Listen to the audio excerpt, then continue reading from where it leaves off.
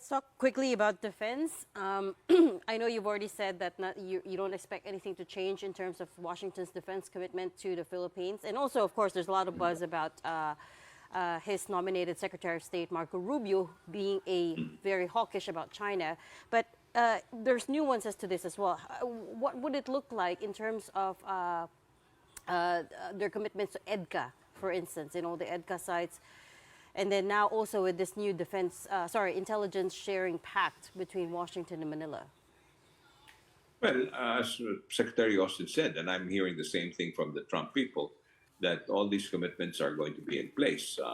Of course, the policies can vary and a few changes here and there, but at the end of the day, the interests of the United States and our interests are aligned right now as far as the Indo-Pacific region is concerned, specifically in the West Philippine Sea or the South China Sea.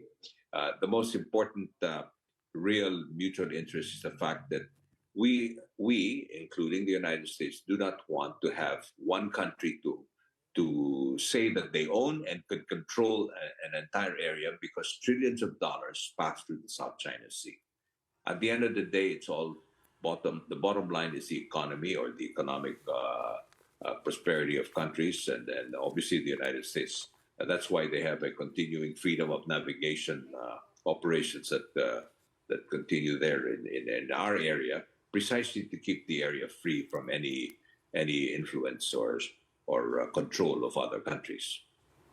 Speaking of economic prosperity, President-elect Trump is, of course, famously transactional, and there's still a question of whether or not a U.S.-Philippines free trade agreement will ever come to pass. That's been in the works for a number of years now. Obviously, I'm sure you know about it. But what do you think? Is it dead in the water, or there's still hope? Well, I think the free trade agreement is, there's an aspiration on our part, but quite honestly, there's a lot of other agreements that we can come out with. I'm pretty sure that we will be able to find something that would be acceptable to the new administration of President Trump. But let me just point out that our policy now really is for us to be able to become economically prosperous. And we're talking to a lot of other countries, not only the United States. And the simple thing here is this. This is what I tell our friends even here in the U.S. Congress, our friends in Republican parties, the Republican Party and Democrats as well, that we want to be economically strong so that we will have the resources to be able to come up to par and be able to buy the kind of equipment, the kind of wherewithal for our armed forces so that we can be a real partner.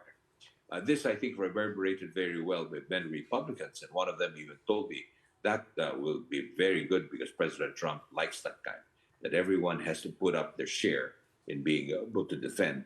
In other words, it's a mutual defense treaty or it's mutually beneficial for both of us. And I think that that's probably the way we will go on that path as far as having these economic ties with the United States. Has to be mutually beneficial. Okay, we'll Exactly. have to leave the conversation there for now. Thank you so much for your time tonight. We hope to speak with you again soon, Ambassador Babe Romualdez.